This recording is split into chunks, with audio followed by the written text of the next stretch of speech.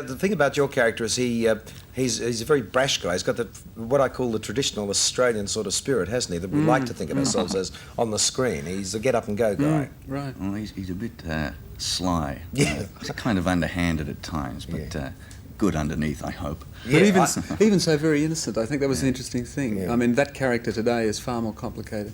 Although he puts on a front of being very tough and very knowing. Once you see him in Egypt, I mean, he knows practically nothing. Yeah. Well, it is interesting that the innocence is, I think, the thing that with young audiences is going to come really out, because they're going to look at it and think, gosh, those guys were naive. But they were in a nice sort of way, weren't they? Yeah, I think it was pretty sort of normal naive, and I think, well, anyone at a certain age is now. I mean, you got naivety. It's just the age has lowered.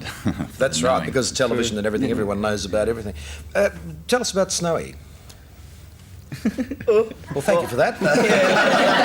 Snowy he was naive, but I mean, he was like all of them. It was just, you know, it had nothing to do with anything apart from, you know, like they're bashing up your mate in the next playground.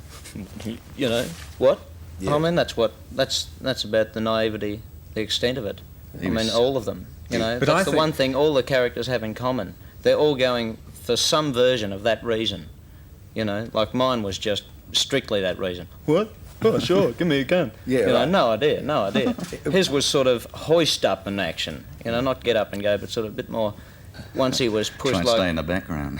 But Snow's a character I think that you would not find in Australia today, because mingled into this sort of simple, brash type was a very deeply religious boy. I think that was the skill in David's writing, in the way he played it, that it brought out that he was had a very, very strict moral code that he thought the other boys should obey when they were, particularly in Egypt. They did. What's that like from a physical point of view, Mel, that film? I mean, you're in the water and you're running around a hell of a lot and all that. Oh, physically. Oh. Well, we had a long time to prepare for it and get fit. There was exercises and running and eating the right things and getting some weight off so that I could look like an athlete. I was kind of porky before that.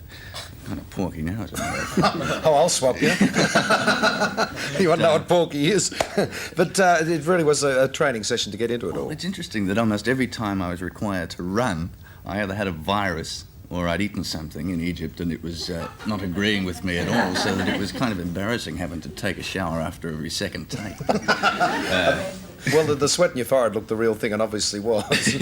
Peter and Mel and David, thank you for joining us today, and terrific luck with the film.